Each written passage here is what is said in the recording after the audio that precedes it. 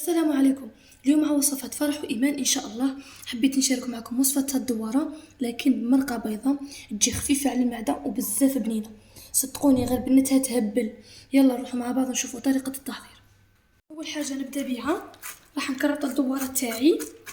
كنت وجدت الباسينة، شوفوا درت فيها الماء دافي لكن ما يحرقش، تقدري تحطي فيه يدك ومن بعد تحطيها 10 دقائق حتى 15 دقيقة ومن بعد تجبديها وشوفوا تبداي تخلطي فيها. شوف يطير بسهولة، ماشي الماء سخون وماشي الماء غالي. ها هذه الدوارة تاع البقري وشوفوا كي راه يطير بسهولة.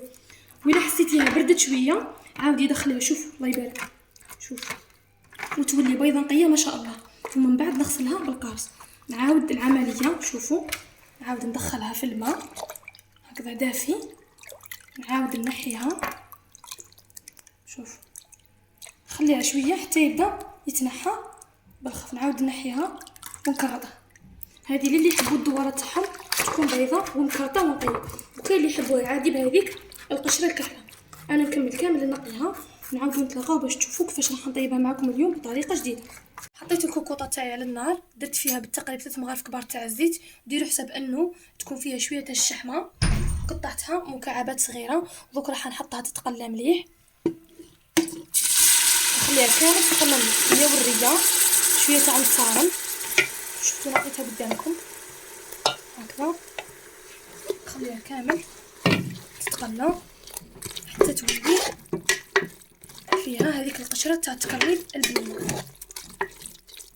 بعد ما تقلات هذيك الدواره كامل مليح وتكرملت، راح نزيد لها 3 حبات تاع البصل، قطعتهم شرائح ولا تكرفجوا، لكن من الاحسن انه يكون شرائح، ونخليهم يتقلب حتى يذبالوا مع الدواره ويطلقوا لي كامل هذيك البصله تاعها. شوفوا كيفاش تقلات الله يبارك وذابت كامل هذيك البصله. كنت نسيت ما قلت لكمش الدواره تاعي كنت فيضتها من بعد ما خرجوا منها كامل هذوك السوائل اللي رميتهم، وعاود حطيتها في القدر تاعي وقليتها قدامكم. هذيك الطريقه كنت ما وريتها لكمش، راني عاود قلت لكم عليها. دوك راح نزيد لها التوابل، عندي مغرف صغيره تاع الفلفل الكحل، شويه تاع قزبريه بس ملحي، قرفه، كركم وسكرجبين، هكذا نحطهم كامل. نزيد 6 حبات تاع زروديه يكونوا شويه كبار، قطعتهم. ان شاء الله الدوره تاع اليوم راح نشاركها معكم مرقه بيضاء هكذا، نزيد لها كمشه تاع المعدنوس لانه الدوره تحب بزاف الحشاوش باش يمدوا لها بالنشا، نخليهم يتقلاو. بعد ما تقلت لي كامل هذيك الدواره راح نزيد كميه تاع الزيتون الافيلي، شريت قيس 10,000، كنت بدلت لها الماء كل 5 دقائق باش تروح له كامل هذيك الملوحيه. ودائما كي تزيدوا الزيتون حاولوا انكم تشوفوا كميه تاع الملح من بعد باش تذوقوا وتعاودوا تزيدوا وتشوفوا الى كميه هذيك لاباس بها. خليها تتقلى، من بعد نزيد لها كميه تاع الثوم ونمرقوها بالماء السخون. بعد ما تقلات كامل مليح دوك راح نزيد تقريبا 5 فصوص تاع الثوم، قطعتهم دوائر ولا تكرفجوهم، ومن بعد راح نمرق الدواره تاعي بالماء السخون هكذا، نبلع عليها كوكوطه ونخليها طيب بالتقريب ساعه وربع باش الدواره تاعي تاع البقري تكون طابت زبده. نعاودو نتلاقاو باش نشوفوا باقي الوصفه تاعنا.